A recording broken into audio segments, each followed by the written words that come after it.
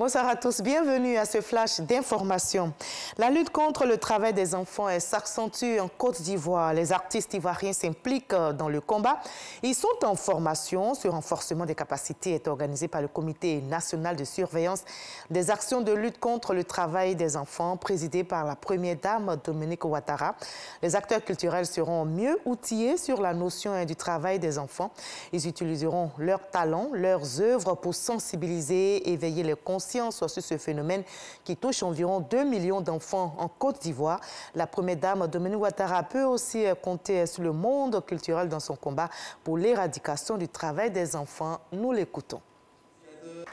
Chers amis artistes, la formation qui vous sera dispensée aujourd'hui vous permettra de mieux cerner la problématique du travail des enfants ainsi que les efforts déployés par la Côte d'Ivoire et ses partenaires pour y remédier. Vous avez le don de nous faire rêver, de nous transporter et de nous faire ressentir les émotions les plus vives. Vous avez également le pouvoir de nous éduquer et éveiller nos consciences à travers votre art. N'hésitez donc pas à vous approprier cette lutte à travers vos œuvres artistiques respectives afin de préserver nos enfants contre ces pratiques qui nuisent à leur plein épanouissement. Mesdames et messieurs, je note avec fierté que nos artistes se mobilisent de plus en plus pour des causes telles que la scolarisation des enfants ou encore la défense de leurs droits, et j'en suis très heureuse. J'encourage donc toutes les initiatives qui visent à soutenir et à aider les plus démunis, car c'est dans l'amour et la solidarité agissante que nous parviendrons à bâtir une nation forte, unie et prospère. Et la Côte d'Ivoire peut aussi compter sur le soutien de son partenaire, l'Union européenne. Le chef de la délégation de l'UE dans notre pays était hier à la primature au terme d'une séance de travail avec le Premier ministre Patrick Kachi. Il a annoncé l'accélération et la simplification des procédures d'appui de l'Union européenne au financement du plan national de développement PND 2021-2025.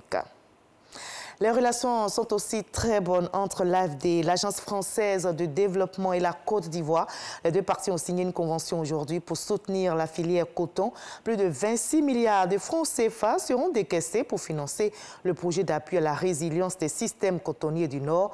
La signature a été faite par le ministre de l'Économie et des Finances ainsi que du budget du portefeuille de l'État pour la partie ivoirienne et par le ministre français de l'Économie, des Finances et de la Résilience ainsi que par le directeur général de l'AFD.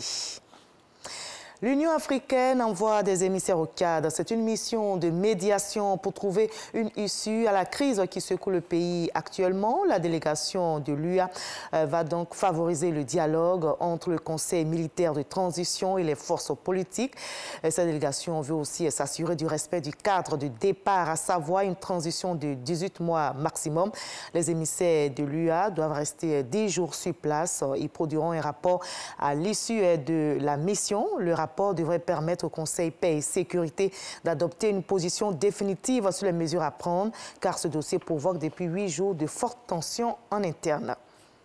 Et l'humanité qui continue de se battre contre le coronavirus. La lutte d'ailleurs s'accentue. Le laboratoire américain Moderna envisage d'investir dans ses chaînes de fabrication pour pouvoir produire 3 milliards de doses de son vaccin contre la COVID-19 en 2022.